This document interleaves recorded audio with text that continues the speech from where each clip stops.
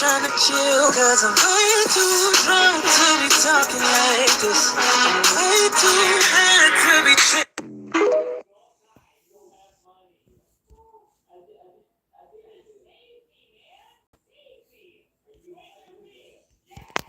Listen to this claim from Congress Lisa Blunt Rochester of Delaware about Project 2025 and former President Trump. He has, with his friends, said the quiet parts out loud. But not only said them out loud, he wrote a book about it. What's it called? Project 2025. That is false. Trump did not write Project 2025. The project's big policy document published by the Heritage Foundation think tank lists dozens of people as authors, editors, contributors. Donald Trump is not among them. Listen to this claim from... Do you think Biden's alive? Look at the size of this guy. Look how much bigger he is than Jill. He towers over her. He didn't used to tower over her like that. And also, if you look at her, she's wearing high heels. Look how big he is. Would you ever want to get a body double? A Joe Rogan body double? I have 4 of them right now. Do you? Yeah. Do you think Biden's alive? Look at the size of this guy. Do you have a gun? I have the license to have a gun. Yes, I do. Do you own one? Yes, I do. Do you use it? Gun range? It's none of your business. Gun control? What are you talking about? Or a You asked me stronger if I have a background? gun. Stronger yes, I have a background gun. checks. Excuse me. Yes, I have a gun, and yes, I have a permit to have a gun. Stronger background checks. Once you get into that, you start getting into a situation, a slippery slope, where all of a sudden you're going to really violate the Second Amendment. I don't want to do anything to violate the Second Amendment. To me, the Second Amendment is very important. Do you have a gun? Were you rejected again? The only person I know that's endorsing, like, you got these endorsement deals on lock. Like this branding, that's on lock. I want to learn that. For real? Yeah, because, I mean, you got 3 different alcohol brands rolling at the same damn time.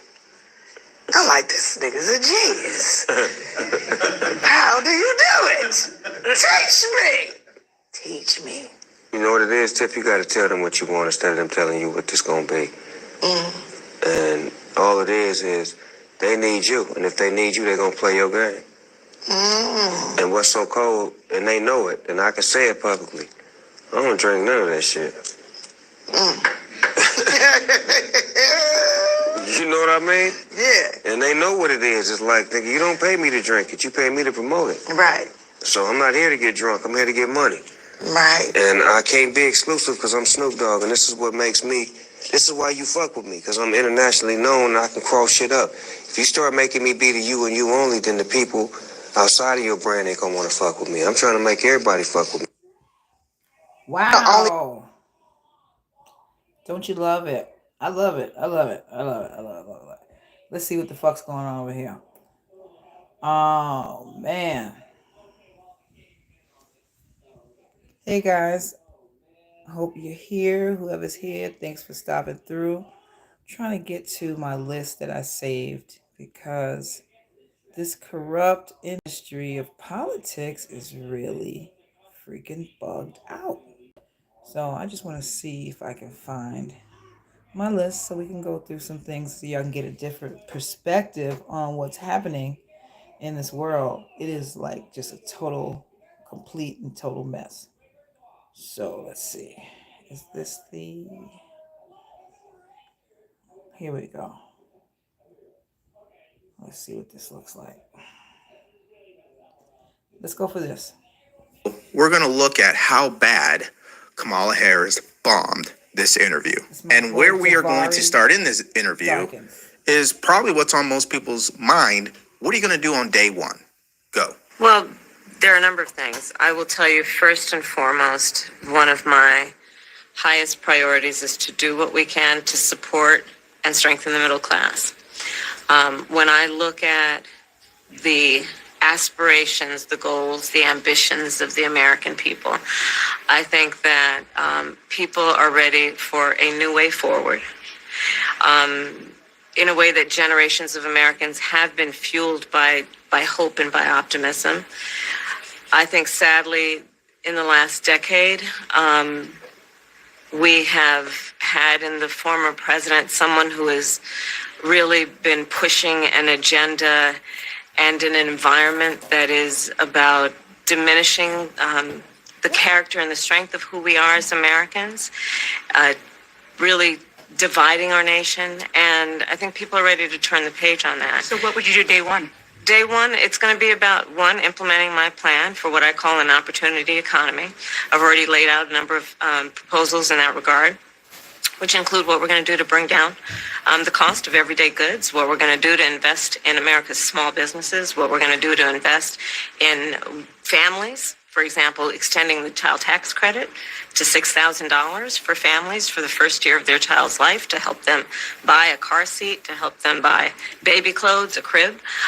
There's the work that we're going to do that is about investing in the American family around affordable housing, a big issue in our country right now. So there are a number of things on day one. Just look at her face, right? I have the frame frozen right now. Look at her. She looks like she, I don't know, took a vacation around the world and was drinking the entire time and just got back home yesterday. You guys ever go out of town, right? Have you ever gone out of town on a vacation? You get back and then you have to go to work the next day. That's not a great day to do an interview. She looks like she was doing something yesterday. So that's bad on her, because this is all about her selling who she is to the American people. Because her energy isn't there, her answers aren't very clear. And again, she's supposed to be making the case. If you ask Donald Trump, hey, what's the first thing you're going to do on day one? Close the border, drill, baby, drill, bring down inflation. Like, it's very clear. Now, will it all happen on day one? Probably not. But we are clear on what he wants to do. Her answer right there was not very clear. It was lackluster at best. And if you're an independent, you're on the fence, you're like, I don't know who to support. Already the interview is starting off on the wrong foot. As vice president, you were tasked with addressing the root causes of migration in southern countries and Northern part of Central America. The northern part of Central America that affects the southern border of the U.S. Mm-hmm. During the Biden-Harris administration, there were record numbers of illegal border crossings. Why did the Biden-Harris administration wait 3.5 years to implement sweeping asylum restrictions? Well, first of all, the root causes work that I did as vice president, that I was asked to do by the president, has actually resulted in a number of benefits, including historic investments by American businesses in that region.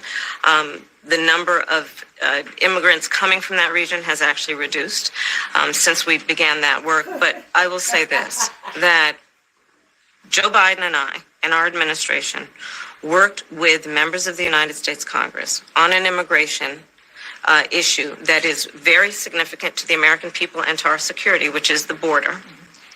And through bipartisan work, including some of the most conservative members of the United States Congress, a bill was crafted, which we supported, which I support. And Donald Trump got word of this bill that would have contributed to securing our border. And because he believes that it would not have helped him politically, he told his folks in Congress, don't put it forward. He killed the bill. Okay, Madam Vice President, let's say you're correct. Oh, thank you. It's Donald Trump's fault that bill was killed. Let's put it on him. What about the last 3.5 years, though? What's your answer on that? How do you just sidestep that entire time? Like, you guys came into office in 2021. You opened the border to record levels in 2022 and 2023. What's your excuse? Why did it take until you announced that you were going to be the nominee for president on the Democratic side for Joe Biden to issue executive orders on the border? Why is that? And so what this comes down to me that I'm seeing already is there is zero separation between her and Joe Biden, and she's not willing to budge on that. That's number one. Number two, she's continuing to gaslight everyday Americans who have been negatively impacted by the open border. We're talking people in the inner cities. We've seen these clips, these man on the street interviews in Chicago, in New York. You've got the mayor of New York acknowledging and saying this city is going to crash if we don't get a handle on this immigration because they're draining our money. But of course, she's not going to acknowledge that, right? Just like she won't acknowledge this. When you were in Congress, you supported the Green New Deal. And in 2019, you said, quote, there is no question I'm in favor of banning fracking. Fracking, as you know, is a pretty big issue, particularly in your must-win state of Pennsylvania. Do you still want to ban fracking? No, and I made that clear on the debate stage in 2020 that I would not ban fracking. As vice president, I did not ban fracking. As president, I will not ban fracking. In 2019, I believe, in a town hall, you said you were asked, would you commit to implementing a federal ban on fracking on your first day in office? And you said, there's no question I'm in favor of banning fracking. So yes. So it changed in that campaign? In 2020, I made very clear where I stand. We are in 2024, and I've not changed that position, nor will I going forward. I kept my word, and I will keep my word. Okay, so she finally states out of her own mouth that she is not for fracking, and she's never been for fracking since 2020. The problem is that CNN came out and fact-checked her on that. So she ended her 2020 presidential run in December 2019. The only debate she participated in 2020 was the general election debate with then Vice President Mike Pence. And I went over the transcript of that debate tonight. Nowhere in there does she make clear that she had abandoned her previous support for a fracking ban. Rather, she repeated that Joe Biden, the head of the Democratic ticket at the time, would himself not ban fracking. Maybe other people feel differently. I certainly did not hear anywhere in there Kamala Harris saying that she personally had abandoned her previously expressed 2019 view. Rather, again, she was speaking for Joe Biden. Number two, and this is very glaring, if you live in Pennsylvania, nothing that she said up to this point has sold you to vote for her. Because you have to remember something. She is a career politician. She will lie until her face falls off, like in this clip. Vice President Harris, you were a very staunch defender of President Biden's capacity to serve another 4 years. Right after the debate, you insisted that President Biden is extraordinarily strong. Given where we are now, do you have any regrets about what you told the American people? No, not at all. Not at all. I have served with President Biden for almost 4 years now, and I'll tell you, it's one of the greatest honors of my career, truly. He cares so deeply about the American people. He is so smart and loyal to the American people. And I have spent hours upon hours with him, be it in the Oval Office or the Situation Room. He has the intelligence, the commitment, and the judgment and disposition that I think the American people rightly deserve in their president. Okay, guys. It's disrespectful at this point, right? I mean, we all saw what we saw. We know he's not fit to be commander-in-chief. We know this. We know it because where is he right now? He's on the beach somewhere, right? We just saw clips of this. He's on the beach. He's hanging out. He's enjoying his retirement. That's really what happened is they probably made a deal with him at the end of the day. You need to drop out of this race or we're going to hit you with the 25th Amendment. And he probably said, you know what? Fine, I'll drop out. But I don't want to hear you guys trying to remove me from office. And I'm going to ride out to the sunset in my own way, which is chilling on the beach and doing nothing. That's literally what he's doing right now. I believe the best move for her would have been to separate herself from Biden so that it could actually bring the whole statement of her saying everybody wants to turn the page. So she's not even her own person, which speaks to an issue I'm going to get into later in the video. But now what we're going to do is hear some of the reaction. Some of these people support Kamala Harris. And again, this is why I said she bombed this interview, because when you have people on your side criticizing you and exposing your weaknesses live, you have problems. And to Frank's point, too, the value word, Chris, yeah, it is a cover-up. I mean, I hate to say it. Just be authentic. Be real. What the American people want, regardless of whether they're on the right, the left, the middle, little country, little rock and roll, gospel, R&B, they want authenticity, and they do want to know that the person who wants to be the commander-in-chief will put their interests first and change material conditions. Now, we can debate how material conditions can be changed through policy, and Chris, you were dead on. What are the principles that lead to policies to say your values haven't changed, but yet you running from Medicare for all? That don't make sense to me. When 60% of the American people are living paycheck to paycheck, and most of the American people, whether they are right, left, or in the middle, do need relief. Medically, they need relief. Financially, they need relief. So I know she has to walk a fine line because she is in the current administration, but she still, Chris, she has got to show how she would lead differently and how her leadership would lift poor and working class people in this country from all walks of life, even before we get into the politics of who's conservative, who's liberal, and who's progressive. Perfect reaction, right? Listen, I am a very competitive person. Her interview does not lead me to believe this is truly a competitive fight. If that's how she's going to show up when it comes to the debate, you might as well just pack it in right now.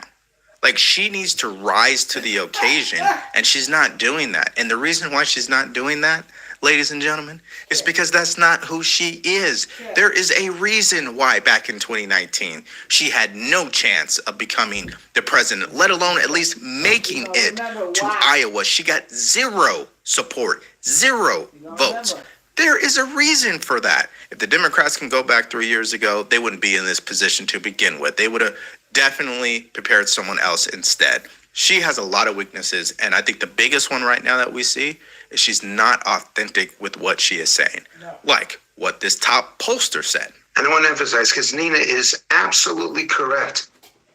It's not just authenticity. The number one value that Americans want right now under their elected officials is the truth. They want someone they can trust, because that way they can address all these other issues about the budget, inflation, Medicare for all, whatever the policy is. If you don't trust them, if they're not getting the truth, then nothing else matters. Right.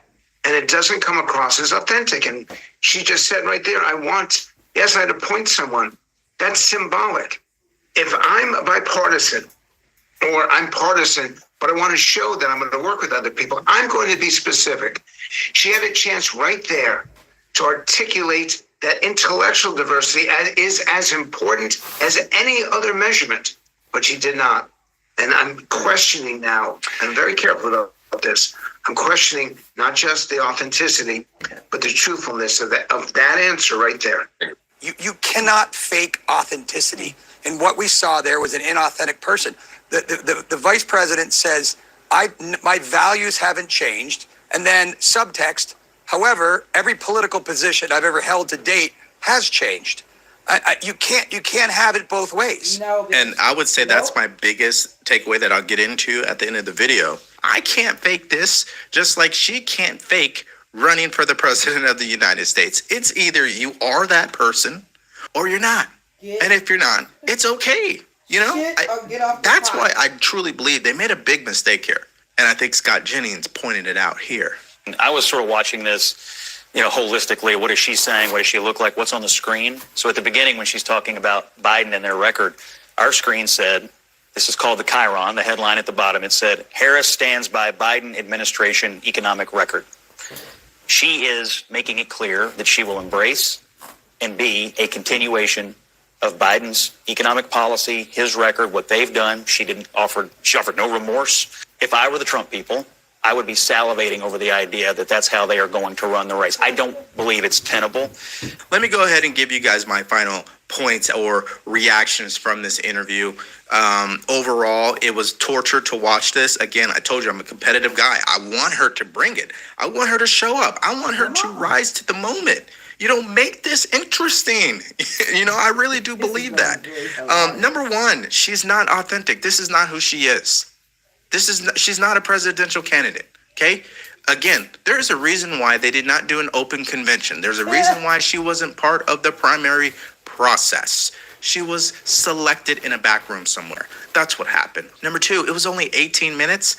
And the video I played you at the beginning of this whole clip showed that, where she barely even spoke. She barely had time to elaborate on her answers because Dana Bash has to get her time in. Tim Walz got his time in. I mean, again, this is who we are going to have represent us in front of our foreign adversaries. The math does not make sense on this interview when it's only 18 minutes. And number three, which I think is the most damning thing that she did in this entire interview, which I believe will not sit well with people in these swing states, is that she offered zero separation from President Biden. Zero. People hate him for a reason. There's a reason why his poll numbers were terrible, and she is still not separating herself from him. And the problem with that is she doesn't do it, then she is not able to create a new image of what the future will look like if she becomes the president. Right now, that image is being dominated by what Trump is saying and what people have experienced over the last 3.5 years, and a little bit of what the propaganda machine has been working overtime for to tell people that she is the party of joy. But that is not going to get votes. Okay, so overall, she bombed this interview. If I was in charge of her campaign, we failed on this one. That is my personal opinion. But what is yours? What do you guys think about this interview? What do you think of her energy? What do you think of how she answered the questions? How did she look? What do you think of the reactions that you heard, including mine? Put your answers in more in the comment section below. If you want to support the channel, you know what to do. Go to the link in the description below and grab yourself a t-shirt. Make sure you like, share, and subscribe to the channel. Stay grateful, stay focused, and stay true. Peace.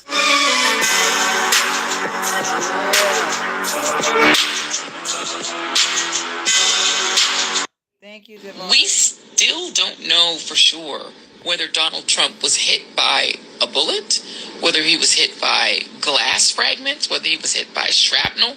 We don't have those details. We actually have no details. That I said that, you will be potentially in a defamation situation because I didn't say that. But I understand that you're working off the internet. There's a lot of false information. This is what it says I wish you right luck here. with that. And Corey Lewandowski, we gave you time. So you I would appreciate you apologize coming to the on. president for that. Thank you for joining me.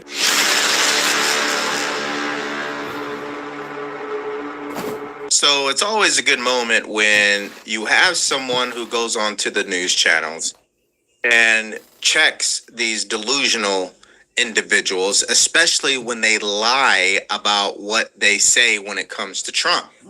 And unfortunately for this individual by the name of Ari Melber, who is on MSNBC out of all places, well, he gets checked by Corey Lewandowski, who is now heading up the Trump campaign, for some past comments about the former President Trump's and his ear and how he wasn't buying the mandate that you saw during the RNC. Go. On the first night of this convention, Trump was his own biggest prop. He entered the VIP box, a large white bandage on his injured right ear, an image for political mobilization, a spectacle for this candidate who we know is, by his own admission, obsessed with assorted spectacles. So, Joe, the ear bandage was a spectacle. I don't know. I'm reviewing my notes right now. I think it was because he was shot in the ear and he needed a bandage. It's medical. You hear the way Ari Melber put that? His injured right ear. Injured, to your point. A bullet went through the ear. And he's wearing a bandage because he lost part of the ear. We are 3 days since this man nearly got his head blown off, only because he turned his head a little bit more to read some notes that were given to him on a screen around immigration. Is he alive right now? And MSNBC, as sick as they are, and Ari Melber, as sick as he is, go to hell, Ari Melber, quite frankly, because to say something like that, it's a prop. Give me a break. Show some any sort of human dignity in this moment, and he couldn't do that, as could many on that network, quite frankly. Okay, so I got the name wrong. Ari Melber, right? Well, who cares? Because he's a clown, right? And so you heard what his comments were, that it was just a spectacle, that the bandage was a spectacle. And it just shows you the vitriol and the hate and the disdain these people have for former President Trump, even when it comes to a life or death conversation. They can't help themselves, right? So, of course, Corey Lewandowski goes on to MSNBC, and let's just say it didn't pan out too well for Ari. Fox News, which Corey, I said I'd address it. I'm going to finish. Fox News, many viewers may not know about this, but apparently you do, and some do. Fox News, which has been caught in defamation, ran a false piece, falsely stating that I said something else that I didn't say. So I stand on that. I stand on the New York Times. So you didn't say this bandage was a prop, a spectacle from a candidate who's obsessed with spectacles. Mr. Lewandowski, I did not say that. That is a false quote. Right here. And it's clear. What you have is a false quote. What you have is a false quote. And I'm putting you on notice. If you continue to repeat falsely that I said that, you will be potentially in a defamation situation because I didn't say that. But I understand that you're working off the internet, which is a lot of false information. This is what it says I wish you luck with that. And Corey Lewandowski, we gave you time. So you I would appreciate you apologize coming to the on. president for that. Thank you for joining me. Yeah, so this is what they do. When we confront them on the lies that they tell, or when we want to have a debate or a conversation, what do these people on the left do? They run. They shut down. They cry racism. They cry it's hate speech. They find whatever reason they can to run away and hide. I mean, it sounds like it's high school, but it's the truth. I mean, look at this guy. He totally melted down. He tried to deny every little piece, and he would actually gain more respect, especially as a man, if he just said, hey, you know what? I did make those comments, and here's the reason why I made those comments. Yeah. But listen, I guess to have that expectation for people that work for MSNBC, that's obviously a big stretch, right? But that's what's so good about Corey Lewandowski, who's now helping Trump with his campaign again, as he's going on and he's making these appearances and he's making sure that the truth is told. Yep. And that's why I have this channel. That's why I do these videos. And that's why I want you guys to continue to stand up and say how you feel, because the truth cannot be silenced. We cannot allow people like MSNBC or CNN to keep controlling the narrative. Yeah. Understand something.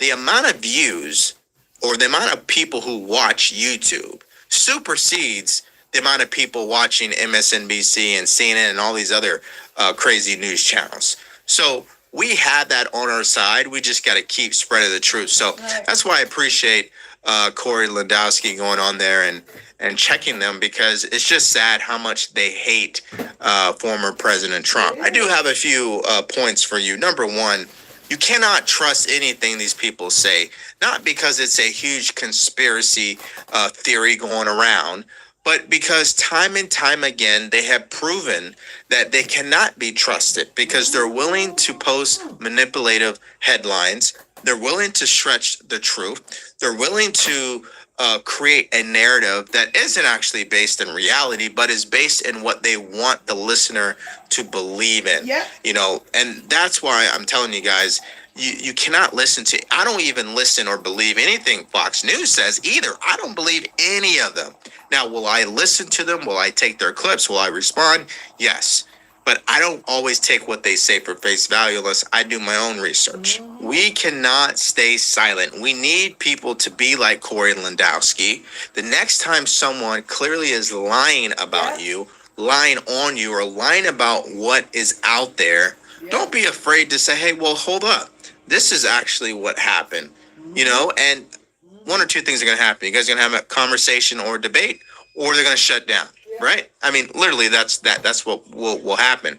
And, you know, I used to be a person that was pretty silent. I didn't want to get into politics or arguments with anybody. I don't really get in arguments now. But I definitely am not going to just sit there and let someone say something that is clearly ignorant and is not based in truth without at least probing and sharing with them the other side of it, if that makes sense. So that's my mindset. What about you? What do you guys think about Corey Lewandowski? Going on to MSNBC, checking Ari Melber. That guy is straight up delusional, of course. He's trying to threaten Corey with a defamation lawsuit. You can't threaten somebody when that's exactly what you said. Yeah, I want to hear what you guys' thoughts are and more in the comment section below. Thank you for checking out the video today. If you want to support the channel, just go to the link in the description below and grab yourself a t-shirt. Make sure you like, share, and subscribe to the channel. Stay grateful, stay focused, and stay true. All right, y'all, I'm going to let this one go. It's about 30 minutes now, I believe. We got rocking here. Let's see. Oh, no, I don't know. Maybe. No. Oh, yeah. 30 minutes. Ain't nobody here anyway now. But you're watching on the replay.